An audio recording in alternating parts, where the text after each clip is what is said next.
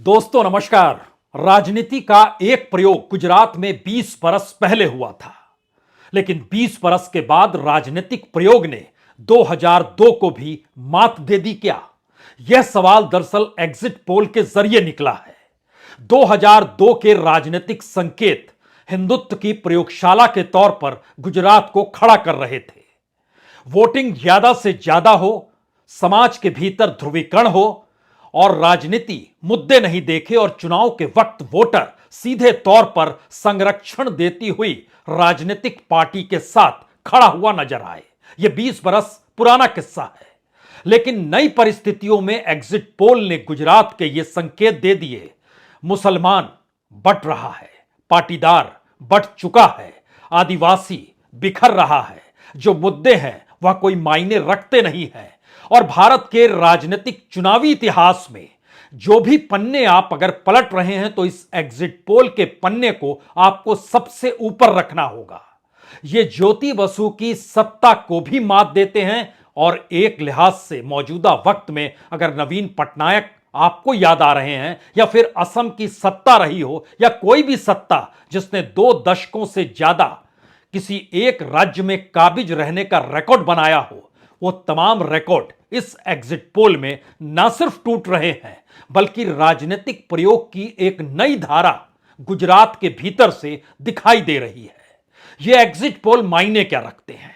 कम voting percentage, त्रिकोणीय मुकाबला, BJP को लाभ, यह पहली बात है। दूसरी परिस्थिति त्रिकोणीय मुकाबला, आंदोलन करते हुए गुजरात के भीतर उठते हुए मुद्दे, बेमानी और इन सब के बीच एक चेहरा नरेंद्र मोदी का, यह दूसरी परिस्थिति है। तीसरी परिस्थिति एक उदासीनता, कांग्रेस की एक उग्र तेवर के साथ आम आदमी पार्टी सोशल मीडिया के मैदान में और उसके जरिए अपनी जमी को दिखाने का प्रयास, आंदोलन रत रहे युवाओं को साथ लेकर उम्मीदवार बनाने की प्रक्रिया।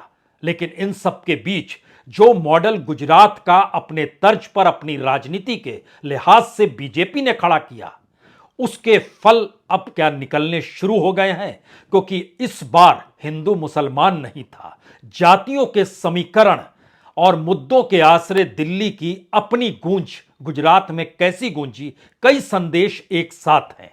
हमें लगता है कि आज एग्जिट पोल के जरिए पहली लाइन तो यही परख लीजिए कि 2002 का बीजेपी का रिकॉर्ड जो 127 सीट जीतने का था, इस बार वह टूट रहा है। तो क्या बीजेपी इस तरीके से परचम लहरा देगी? यह दरअसल एग्जिट पोल है जो तमाम न्यूज चैनलों के जरिए और तमाम जो रिपोर्टर्स अलग अलग जगहों पर गुजरात के भीतर रिपोर्टिंग करते हैं, उनके संवाद के जरिए निकल कर आया है। जो चैनलों ने कहा है उसकी एक लकीर बहुत साफ है कि किसी भी हालत में 127 का रिकॉर्ड टूट जाएगा। यह पहला संदेश है तमाम बीजेपी के नेताओं के लिए। जो तमाम मंत्री उतरे मैदान में, जिनकी टिकट नहीं कटी, वह चुनाव जीत रहे हैं।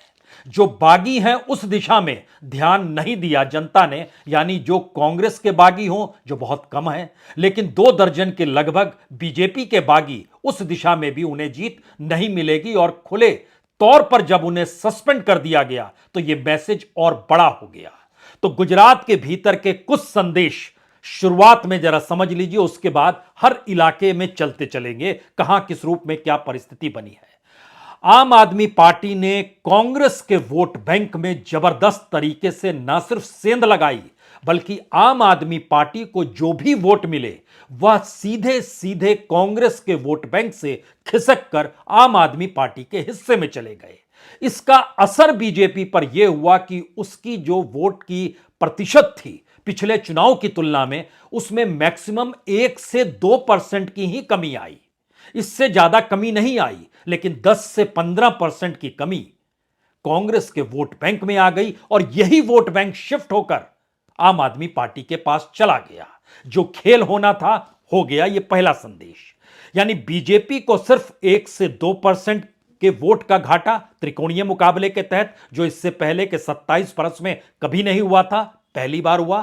कांग्रेस को 10 से 15% वोट का घाटा सीट वाइज अगर परखना शुरू कीजिएगा, कुछ जगहों पर यह घाटा 22 से 25% तक हुआ है और कुछ जगहों पर न्यूनतम घाटा 5% तक हुआ है। यह एक परिस्थिति है जो कांग्रेस की परिस्थिति रही। इसमें जब आप सिलसिलेवार तरीके से अगर अलग अलग क्षेत्रों में आइएगा तो जरा कल्पना कीजिए 2002 के राजनीतिक प्रयोग, हिंदुत्व की प्रयोगशाला जो भी कह लीजिए, उसका असर भी सौराष्ट्र और कच्छ में नहीं पड़ा था और कांग्रेस उस वक्त भी सबसे ज्यादा सीटें जो जीत के आई थी वो सौराष्ट्र और कच्छ के इलाके से ही जीती थी। लेकिन इस बार सौराष्ट्र और कच्छ के इलाके में बीजेपी का परचम इस एग्जिट पोल में लहरा रहा है। यानी जो 2002 में नहीं हुआ वो 2022 के त्रिकोणीय मुकाबले, और ओबीसी वोट बैंक क्या कहता है, पाटीदार कहां खड़ा है, आदिवासी कहां खड़ा है, मुसलमान कहां खड़ा है, यह सारी चीजें बढ़ती चली गई। आपके जहन में एक सवाल होगा कि दरअसल मुसलमान बीजेपी को के साथ नहीं गया, वह कांग्रेस और आम आदमी पार्टी में सीट वाइज बढ़ता चला गया और स्थिति यह आ गई कि पिछली बार अगर 90% तक मुस्लिम वोटर कांग्रेस के साथ खड़ा था, लगभग 70% तक पाटीदार कांग्रेस के साथ खड़ा था, जो आदिवासी लगभग 70 से 80% के बीच में जो भारतीय ट्राइबल पार्टी है कांग्रेस ने उसके साथ गठबंधन किया तो उनके साथ खड़ा था। तीनों परिस्थितियों में सेंध लग गई। त्रिकोणीय मुकाबला, मुद्दों के आसरे, कांग्रेस की शिथिलता, आम आदमी पार्टी का शहरी मिजाज के साथ जीने के तौर तरीके सेंध लगा दी। सौराष्ट्र और कच्छ के इलाके में सुरेंद्रनगर, जामनगर, जूनागढ़, गिर सोमनाथ, अमरेली, जहां पर कांग्रेस का प्रभाव था, यहीं पर सबसे ज्यादा सेंध लगी है कांग्रेस के वोट बैंक में। और कांग्रेस जो एक लिहाज से कब्जा किए हुए थी इससे पहले, अगर आप पुराने पन्नों को पलटें तो आपके जहन में यह आएगा कि सौराष्ट्र कच्छ के भीतर में पिछली बार 54 में से 30 सीटें कांग्रेस ने जीती थी। इस बार एक झटके में जो नाम हमने लिए वह सीट निकलकर 15 से आगे नहीं बढ़ रही है एग्जिट पोल में। यह एक बड़ा मैसेज शायद कांग्रेस के लिए भी है। और दूसरा बड़ा मैसेज इसके बाद जब आप दक्षिणी गुजरात में घुसते हैं, जहां पर कांग्रेस की जमीन बीजेपी ने नहीं आम आदमी पार्टी ने खिसका दी और बीजेपी ने रणनीति के तौर पर जिन उम्मीदवारों को खड़ा किया उसमें 5 से 15% तक कांग्रेस के उम्मीदवारों के सेवा आगे निकलती हुई नजर आई। और खास तौर से नर्मदा, भरूच, तापी, इन तीन का जिक्र इसलिए, यह तीनों एक लिहाज से एस्पिरेशनल डिस्ट्रिक्ट है, पिछड़े हुए जिले हैं, लेकिन इन जगहों पर कांग्रेस की पकड़ और पहचान ज्यादा रही, वहां पर भी बीजेपी को लाभ उसकी जगह भी मिल गया। जब आप नॉर्थ गुजरात में आते हैं तो वहां पर कांग्रेस वोट बैंक में आम आदमी पार्टी ने भी सेंध लगाई और जो पुरानी परिस्थितियों को कांग्रेस जी रही थी, जिसमें जिक्र कभी कभी इस बात का होता था कि ट्राइबल्स का भी जिक्र किया जाए, उस पे हम आएंगे। जो आदिवासी और वनवासी का चक्कर था उसने कितना कमाल दिखाया, लेकिन बनासकांठा, पाटन, अरावली, गांधीनगर, कांग्रेस को यहां सीधा सीधा नुकसान दिखाई दे रहा है। वोट का ट्रांसफर होना और वोट का बट जाना। यहां एक लकीर बहुत सीधी खींच लीजिए, बीजेपी का जो अपना वोट बैंक था उसमें सेंध नहीं लगी है। कुछ मुद्दों के आसरे जो लोग निकल कर आए और दूसरी पॉलिटिकल पार्टी में गए उसमें बड़ी तादाद युवाओं की नजर आ रही है। एग्जिट पोल के जरिए जो मामला निकल के आया है, तो यानी बीजेपी ने अपने वोट बैंक को 2017 को बिखरने नहीं दिया और त्रिकोणीय परिस्थिति ने कांग्रेस को बिखार के रख दिया, पूरी तरह बिखेर दिया। और आम आदमी पार्टी ने अपने परसेंटेज ऑफ वोट को राष्ट्रीय पार्टी के तौर पर मान्यता दिलाने की स्थिति में लाकर खड़ा कर दिया, यह एग्जिट पोल कह रहा है। अभी तो 8 तारीख को आएंगे, लेकिन इसके बाद जब आप जाते हैं सेंट्रल गुजरात, ये इसलिए महत्वपूर्ण है क्योंकि अहमदाबाद इसी जगह पे है जहां की 21 में से 16 सीटों पर बीजेपी पिछली बार जीती थी। तो 2002 के प्रयोग और 2022 में अहमदाबाद या कहें सेंट्रल गुजरात के भीतर ही जब दंगों का जिक्र किया गया तो यह बात लगातार उठ रही थी कि दरअसल क्या वोटों का ध्रुवीकरण होगा। वोटों का ध्रुवीकरण ही नहीं हुआ, बल्कि अगर पलटे पुराने पन्नों को तो सेंट्रल गुजरात में बहुत मजबूत बीजेपी रही, उससे ज्यादा भी मजबूत हो सकती है, यह किसी ने कभी सोचा नहीं।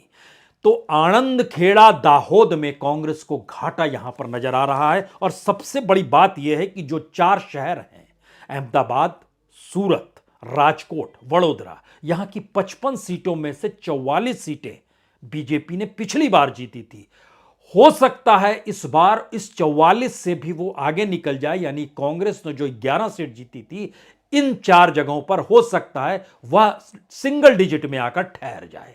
यह शायद सबसे बड़ी परिस्थिति के साथ कांग्रेस का नुकसान है।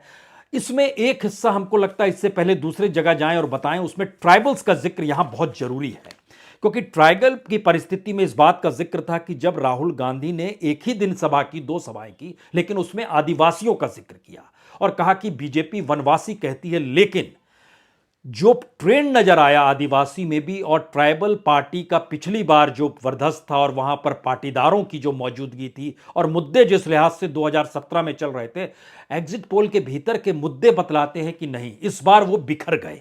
और बिखरने का असर यह हुआ कि ट्राइबल पार्टी के भीतर भी दरअसल राष्ट्रपति द्रौपदी मुर्मू को बनाना, यह आवाज भी वहां तक पहुंच जाएगी और उसके बाद यह गूंज सुनाई देगी कि आदिवासियों को लेकर बीजेपी राजनीतिक तौर पर और वनवासी के जरिए आरएसएस ग्रामीण इलाकों में और आदिवासियों के भीतर जो पैठ कर चुका है, उसे एक भाषण से नहीं तोड़ा जा सकता है और इतनी जल्दबाजी से वोटर शिफ्ट भी नहीं होता है। शायद इसीलिए आदिवासियों की सीट को अगर पिछली बार देखिएगा, जो 27 सीट आती है उसमें एक एक सीट को भी अगर आप परखना शुरू कीजिएगा, उसकी लिस्ट भी हमारी टीम ने बनाई है कि दरअसल किस तरीके से आदिवासी के इलाकों में तापी का इलाका है, वलसाड़ का इलाका है, डांग का इलाका है, नवसारी का इलाका है, भरूच का इलाका है। भरूच में तो एक ही सीट बीजेपी के पिछली बार जो बीटीपी ने जीती थी, बीटीपी ने पिता और बेटे दोनों ने जीती थी, जो एक देदियापाड़ा जो नर्मदा में आता है और दूसरा भरूच जागड़िया में छोटा भाई वसावा और उनके बेटे महेश भाई वसावा जो थे,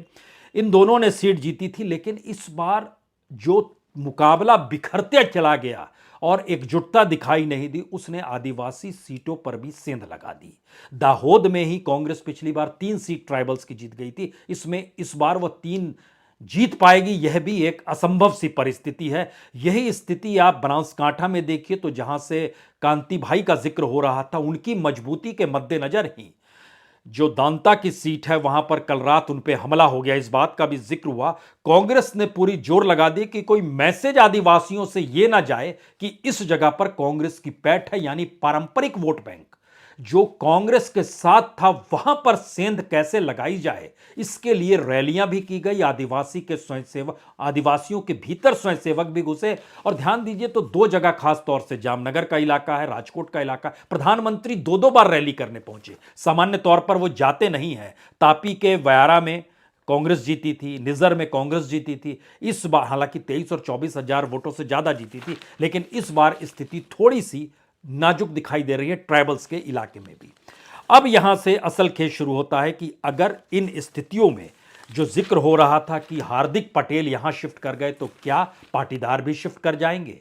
यकीनी तौर पर जो कड़वा पटेल है या लेवा पटेल है या दूसरे जो हैं, जो पाटीदार समाज के भीतर की परिस्थिति है, उसमें भी पहली बार सेंध लगती हुई दिखाई दे रही है, यानी वह वोट ट्रांसफर हो रहा है। सीधे तौर पर कहें कि बीजेपी ने बड़ी शालीनता के साथ और स्ट्रेटजिकली दोनों परिस्थितियों को अगर वो सफल हो रही है, तो ये शायद गुजरात के अपने राजनीतिक दौर में सबसे बड़े आंदोलन के खत्म होने की यह कहानी हो गई।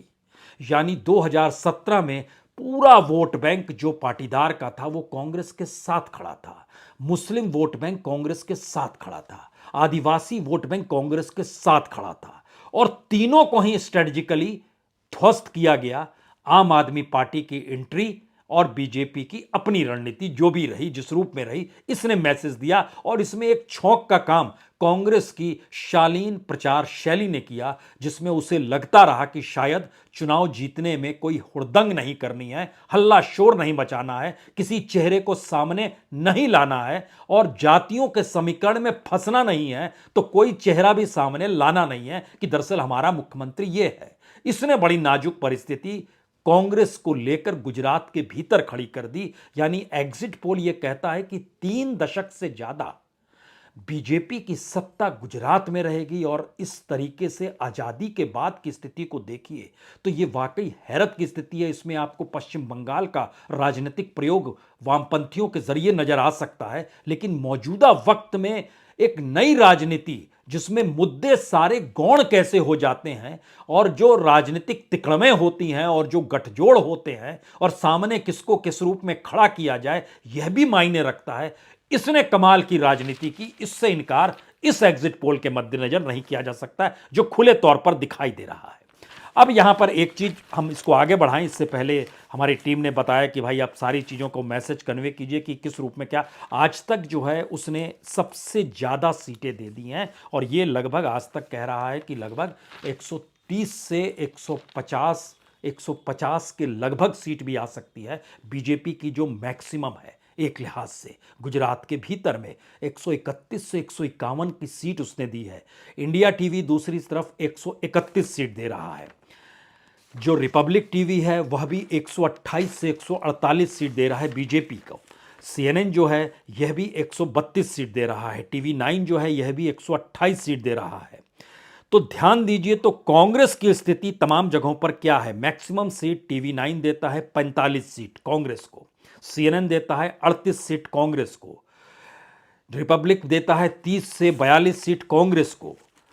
गुजरात के भीतर में आज तक और कम कर देता है, 16 से 30 सीट देता है। लेकिन यहां आज तक के उसमें एक नई एंट्री होती है आम आदमी पार्टी की। जो तमाम पॉलिटिकल जितने चैनल हैं उन्होंने आम आदमी पार्टी को किसी ने भी सीटें 10 से पार नहीं कराई, मैक्सिमम 10 दी है, ज्यादातर 5-6 के भीतर ही रहे हैं। लेकिन गुजरात में 9 से 21 सीट, हालांकि रेंज बहुत बड़ा है लेकिन 9 से 21 सीट का मतलब है क्या ऐसी स्थिति आ सकती है कि कांग्रेस न्यूनतम पर रहे आज तक के मुताबिक 16 सीट पर और आम आदमी पार्टी मैक्सिमम पर रहे 21 सीटों पर। तब इस देश के भीतर का संवाद पहला यह निकलेगा कि दरअसल कांग्रेस राजनीतिक तौर पर चुनौती देने में पूरे तरीके से फेल हो गई, पहला मैसेज। दूसरा मैसेज निकलेगा क्या आम आदमी पार्टी का उभार बीजेपी को चैलेंज देने की स्थिति में लाकर गुजरात चुनाव में खड़ा कर चुका है, यह निकलेगा 8 तारीख को मैसेज। लेकिन अभी उसके मर्म के भीतर में जो चीजें छुपी हुई है वो हम आपको बता रहे थे चैनलों के लिहाज से। अब इसके बाद चलिए जिन इलाकों में खास तौर से जो बड़ा महत्वपूर्ण है, जो हम सौराष्ट्र और कच्छ से इसलिए शुरुआत कर रहे हैं क्योंकि यहां पर सबसे ज्यादा सीटें 30 सीट जीतने वाली कांग्रेस एग्जिट पोल में अगर बताती है तो जरा कल्पना कीजिए अमरेली में एक छत्र राज्य था वह टूट रहा है, गिर सोमनाथ में एक छत्र राज्य कांग्रेस का वह टूट रहा है, जूनागढ़ में भी लगभग 90% तक उसका प्रभाव वह भी टूटता हुआ दिखाई दे रहा है, सुरेंद्र नगर में टूट रहा है, मोरबी में भी बीजेपी की एंट्री जीत के साथ हो रही है। अगर 2017 में आप चले जाइएगा तो तीनों सीट कांग्रेस ने जीती थी, बाद में मोरबी के विधायक कांग्रेस में चले गए और कांग्रेस बीजेपी में चले गए कांग्रेस छोड़कर, और फिर बीजेपी ने इस बार उन्हें टिकट नहीं दिया, उसको टिकट दिया जो पानी में कूद कर जिसकी तस्वीर सामने आ गई थी। यानी पुल का टूटना महत्वपूर्ण नहीं, बचाने की तस्वीर ने क्या कमाल कर दिया। यह एक नई परिस्थिति है। यानी मुद्दों के आसरे गुजरात को अगर टटोलना शुरू कीजिएगा तो मोरबी से बड़ी घटना इलेक्शन से ठीक पहले किसी भी राज्य में चुनाव को पूरा उलटने की ताकत रखती है। लेकिन यह फेल क्यों हो गया? यह ठीक वैसी घटना है जिस बात का जिक्र यहां पर उत्तर प्रदेश का भी करना चाहिए, जब किसानों को जीप से कुचल दिया गया था। उस मुद्दे को राजनीतिक तौर पर लाभ किस रूप में विपक्ष को मिले इसकी पूरी जद्दोजहद हर पॉलिटिकल पार्टी ने की। लेकिन चुनाव के समय चीजें उलट क्यों जाती हैं? क्या ऐसे मुद्दे काम नहीं करते हैं या बीजेपी जिस मैकेनिज्म से काम करती है वो मैकेनिज्म मुद्दों को खुद ब खुद दबा देता है और कहता है डेमोक्रेसी यही है? हो सकता है, क्योंकि गुजरात के भीतर के 4 मुद्दे, पहला मुद्दा महिलाओं के साथ महंगाई को लेकर था। लेकिन एग्जिट पोल जो तमाम चैनलों ने किया उसके भीतर की रिपोर्टें बतलाती हैं कि महिलाएं जो वोट डाल रही थी वो बिखरी जरूर लेकिन 56% बीजेपी के साथ ही रही, 44% दाएं बाएं देख रही थी, लेकिन वो 56% बीजेपी। यानी महंगाई रसोई मायने नहीं रख रही है। युवाओं के भीतर का सवाल था वह पूरे तरीके से आम आदमी पार्टी के साथ गया, इससे कतई इनकार नहीं है। लेकिन उसके आम आदमी पार्टी के साथ खड़े होने से जीत नहीं मिली आम आदमी पार्टी को, बल्कि वोट कांग्रेस का कम हुआ और बीजेपी के वोट परसेंट बढ़े नहीं। यह दूसरा मुद्दा था जो बेरोजगारी से जुड़ा हुआ है। तीसरी परिस्थिति पाटीदारों के साथ थी, जो इससे पहले एक मुश्त जो हम आपको जानकारी देते कांग्रेस के साथ जुड़ती थी, वह एक झटके में बटा भी और बीजेपी के साथ भी आकर खड़ा हो गया। पाटीदार पहली बार दूसरे नंबर पर आम आदमी पार्टी के साथ खड़ा है, पहले नंबर पर बीजेपी के साथ खड़ा है, तीसरे नंबर पर कांग्रेस के साथ खड़ा है इस एग्जिट पोल के मुताबिक। यानी दर्शाता है कि 2017 से 2022 में कितना बड़ा ट्विस्ट एक झटके में आ गया है। इन परिस्थितियों के भीतर मुस्लिम खुले तौर पर बटे और 50-40 के रेशियो में बटे हैं, यानी 40% एक लिहाज से सीट वाइज देखेंगे, खासतौर से सूरत के इलाके में जहां पर वर्चस्व है, राजकोट के कुछ इलाकों में, कुछ अहमदाबाद के इर्द गिर्द, यानी जो खासतौर से सेंट्रल गुजरात के हिस्से में जिन सीटों पर। लेकिन इस पूरी प्रक्रिया के भीतर देखिए, जब मुस्लिमों का जिक्र हो रहा है तो AIMIM का जिक्र नहीं हो रहा है, क्योंकि AIMIM जो है उसने स्ट्रेटेजिकली जिन सीटों पर खड़ा किया मुस्लिम उम्मीदवारों को लेकर, वह जीत से ज्यादा क्या वोट को बांटने की परिस्थिति में ले जा रहा था। और आम आदमी पार्टी से उम्मीद और आस ऐसी बढ़ गई कि हम वोट देंगे तो जीत जाएगी। ये सारी चीजें गुजरात के भीतर इस एग्जिट पोल में उभर कर आई।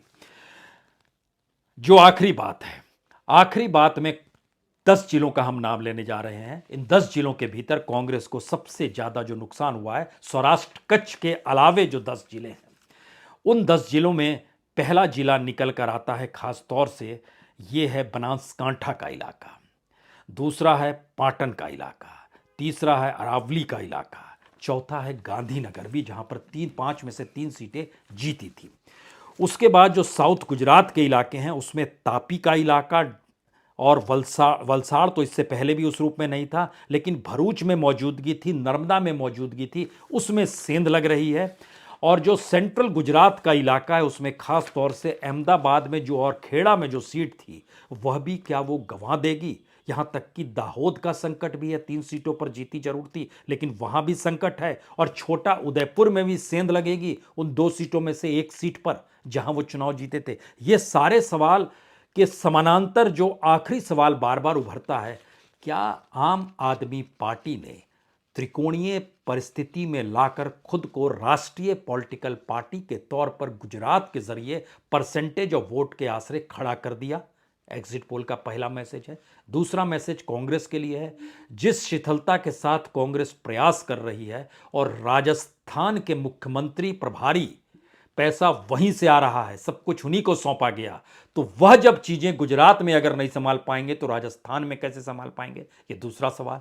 और तीसरा सवाल बीजेपी के राजनीतिक प्रयोग या नरेंद्र मोदी का खुद को चेहरे पर ही सारे दाव को खेलना। भारत की राजनीति में इससे पहले एक वक्त इंदिरा के दौर में 71 के दौर में हुआ था कि इलेक्शन कैसे उनके चेहरे के आश्रय इर्द गिर्द घुमड़ गया था। और यह परिस्थिति, मुद्दे, पार्टी, संगठन, इन सब से हटकर जब बड़ा कद के तौर पर किसी को आजमाया जाता है, तो क्या यह चुनाव, गुजरात का चुनाव, मोदी और अमित शाह की स्ट्रेटजी का नतीजा है, जिसमें सारे निर्णय मोदी ने लिए और सारी इंप्लीमेंटेशन अपने तौर पर अमित शाह ने कीजिए। इसलिए ध्यान दीजिए, आनंदी पटेल भी प्रचार के वक्त में नहीं आई और जिस तरीके से पूरे धारणा को बतलाया गया, यहां तक कि रैलियों में कुर्सियां खाली थी, ये कौन सी सोच है, इस सब पर बात होगी आपसे 8 तारीख को। बहुत बहुत शुक्रिया, बहुत बहुत शुक्रिया।